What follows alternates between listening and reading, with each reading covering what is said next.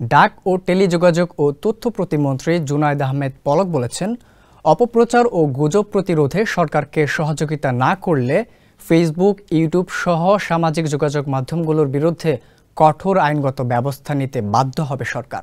মঙ্গলবার সচিবালয়ে বিএসআরএফ সংলাপে তিনি এই তথ্য জানান। দেশে গুজব ছড়িয়ে বিশৃঙ্খল অবস্থা সৃষ্টির জন্য অপতৎপরতা চলছে জানিয়ে এই ব্যাপারে সবাইকে সজাগ থাকার পরামর্শ দেন পলক। পাশাপাশি ফেসবুক, ইউটিউব, ইনস্টাগ্রাম, টিকটক কর্তৃপক্ষ যারা আছেন তারা যেন বাংলাদেশের আইনের প্রতি শ্রদ্ধাশীল থাকেন সে অনুরোধ জানান।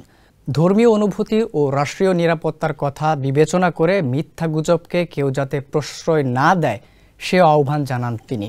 নগদের কাছে সব গ্রাহকই প্রিয়, তাই তো সারা দেশে ক্যাশ আউট চার্জ সবচেয়ে কম। বাংলাদেশে ফেসবুকের লিয়াজো অফিস করার জন্য দীর্ঘদিন ধরে সরকার অনুরোধ জানিয়ে আসছে, কিন্তু তারা তাতে সাড়া দিচ্ছে না। এ বিষয়ে প্রতিমন্ত্রী বলেন, বাংলাদেশের বড় একটি সংখ্যার মানুষ ফেসবুক ব্যবহার করছে। ফেসবুক এখান থেকে বৈধ ও অবৈধ উপায়ে যে আয়টা করে সেটা বিবেচনায় নিয়ে বাংলাদেশকে আরও গুরুত্ব দেওয়া উচিত।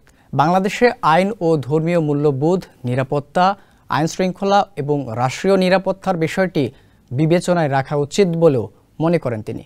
পলক বলেন, দ্রুত সময়ের মধ্যে যেন ফেসবুক তাদের অফিস, ডাটা সেন্টার এবং সব ধরনের কার্যক্রম নিবন্ধন করে সে বিষয়ে আনুষ্ঠানিকভাবে কঠোর ভাষায় ফেসবুককে আবারও জানানো হবে।